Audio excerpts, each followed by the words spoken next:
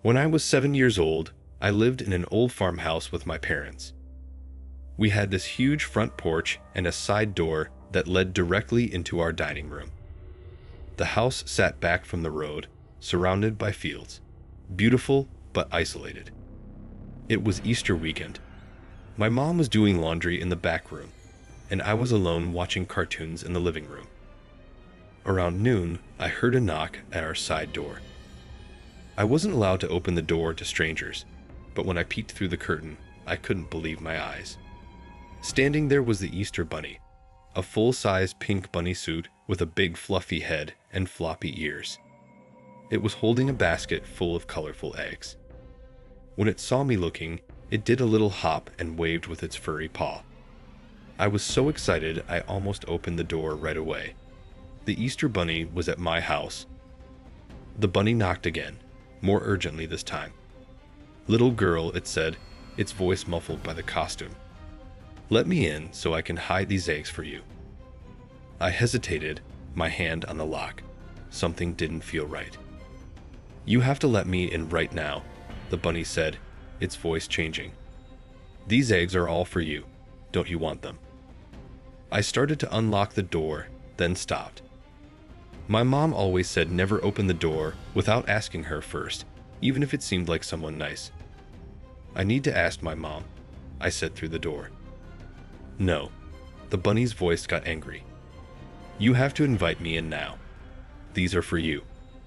That's when I got scared. I backed away from the door and ran to find my mom.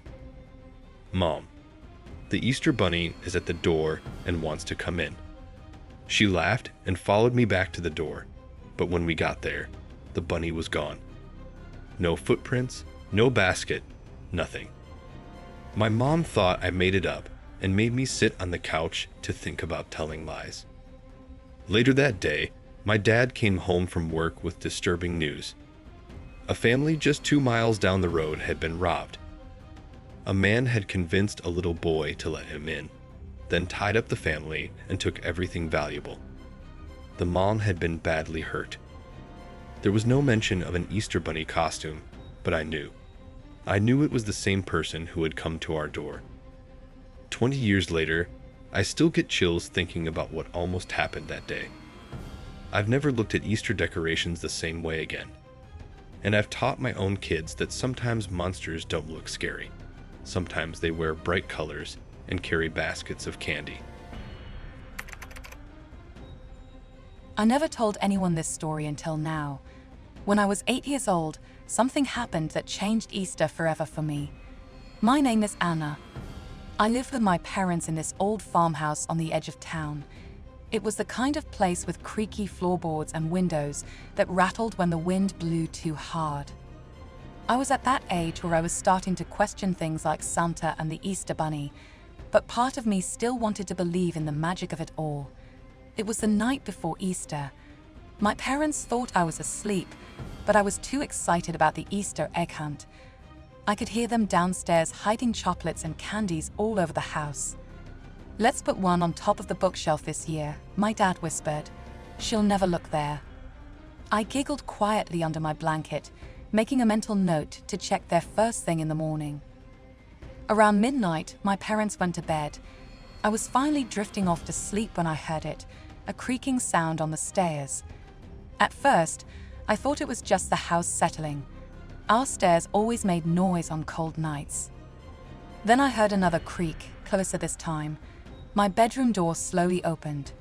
In the dim moonlight coming through my window, I saw a tall figure step into my room. It was much taller than my dad, and on its head were 2 long pointed ears. I froze under my covers.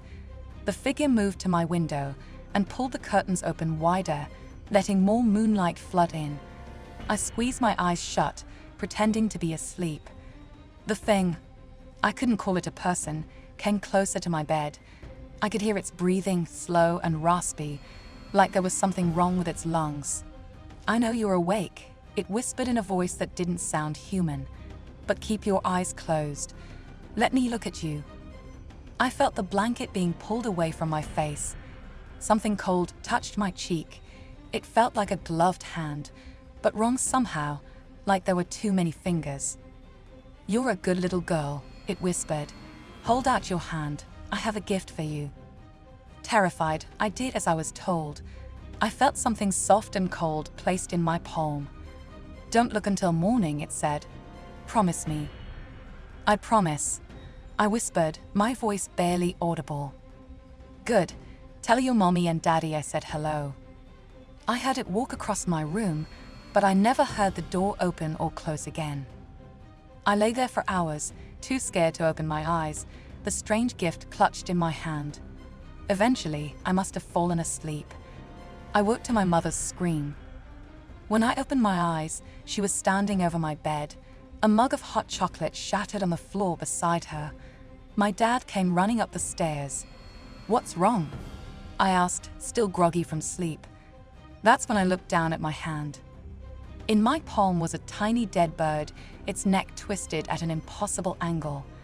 My parents called the police. They found footprints outside my window and mud on the stairs, but no sign of who or what had come into our house that night. I'm 28 now, with a family of my own.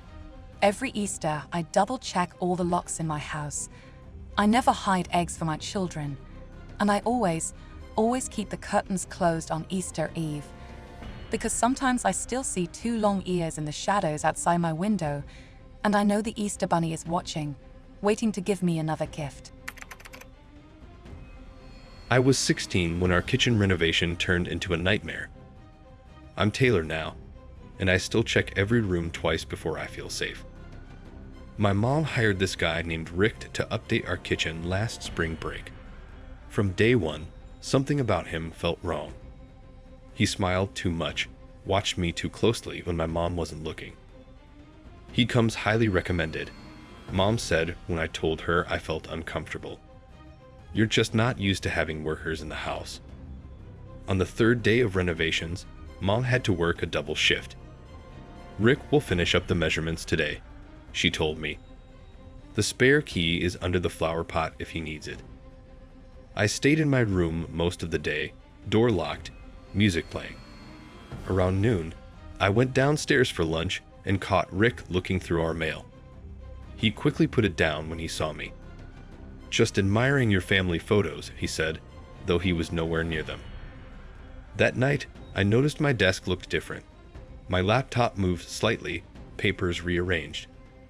I checked my browsing history and found searches for high school volleyball schedule and sophomore class photos. I didn't play volleyball, and I wasn't a sophomore. When I told Mom, she said I was being dramatic. The next morning, Mom left for work. Rick arrived early, bringing donuts. "Special treat for my favorite client," he said, his eyes never leaving me. I went back to my room and locked the door. An hour later, I heard footsteps on the stairs, slow, deliberate steps that stopped outside my door. "Jennifer?" Rick called. "My name isn't Jennifer." I didn't answer. "Your mom asked me to check the vent in your room," he lied. "My mom would have told me," I said, texting her frantically. No response. Suddenly, Rick started kicking my door. The wood splintered around the lock. I grabbed my field hockey stick and locked myself in the bathroom, calling 911 with shaking hands. "Someone's breaking into my room," I whispered. I could hear Rick ransacking my bedroom, throwing things, getting closer to the bathroom. "I know you're in there," he said, his voice now eerily calm. "I've been watching you for weeks." Police sirens wailed in the distance. Rick must have heard them too. His footsteps thundered down the stairs. The police caught him in our backyard. In his van, they found zip ties, chloroform, and a knife.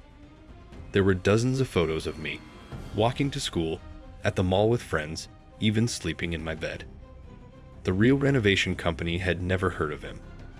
He targeted 3 other girls before me, all with similar appearances.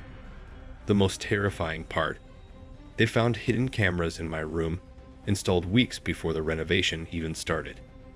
He'd been watching me, planning, waiting for the perfect moment. Sometimes the monsters aren't hiding in the dark. Sometimes they're They're right in your house, carrying a toolbox and wearing a name tag. If this video sent chills down your spine, make sure to hit that subscribe button and notification bell. Let me know in the comments below.